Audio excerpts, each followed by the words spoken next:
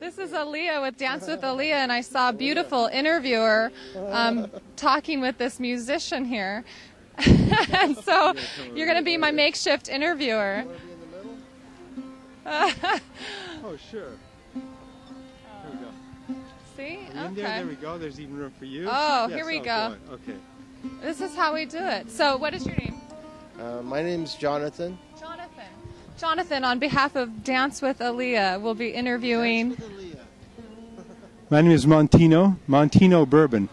Montino Bourbon. So you were asking him about his instrument. Montino Bourbon. That's beautiful sound. Can you tell us something about the Sarod, please? Well, the Sarod is an instrument from India.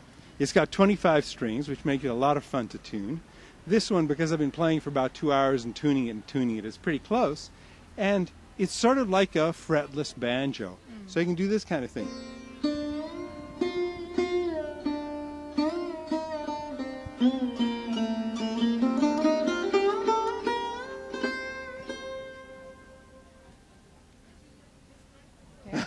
And tell us about your pick. Oh, it's a really hard pick. You need a very dense pick to play this thing because it's got so many strings and you've got to move them all, so you need something quite heavy to actually do it. And you can hear that echo, the echo of all of the notes. It's sort of like a piano in a way, this instrument, because it's another harmonic playing instrument. That's scientific, but you know, the key is in the sound.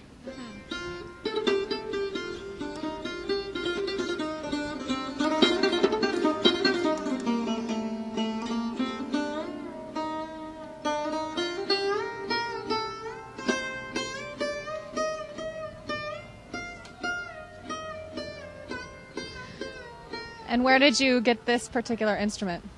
I got it from the school that I went to. My friend bought it, and I studied with a man called Ali Akbar Khan for about 12 years. He was a very great Indian musician. He was pretty much the greatest Indian musician of the last century. And I did 12 years with him, and my friend Burton got this instrument from the college in '69, and he sold it to me in '79. I knew it well. It's my fifth one, and it's an exceptional instrument.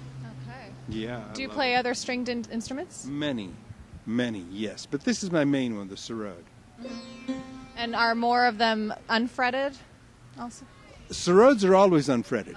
The sitar has frets. That's one of the best known instrument as far as Indian instrument. It has frets.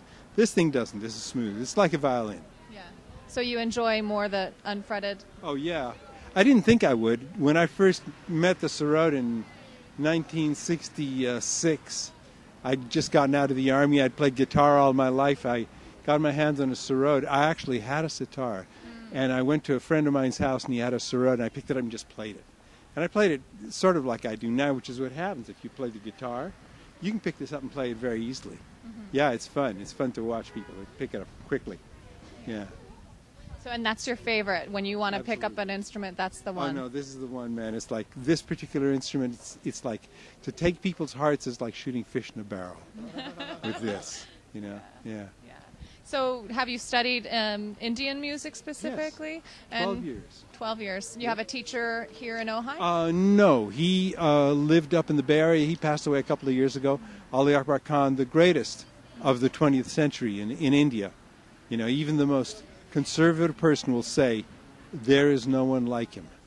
And that is true. It was sort of like studying with Bach. It's that level. Yeah. Very intense. And so do you teach now? Yes, I do. I teach, I compose, I perform, and I just have fun just playing sometimes, you know, especially lately. I went to India for a month, and I really got into my practice more than anything else. I just was doing 2 hours a day, and it was wonderful. So do you find your teaching style is just like his, or do you... Oh, yeah. I'm so much his son, because I stayed with him so long, and I was exposed to him so much. But I definitely have my own style because I have more world music, a lot more world music. I have all of the Western background, you know, from guitar and all of that, so, you know, that influences me enormously. And what brings you to a belly dance festival?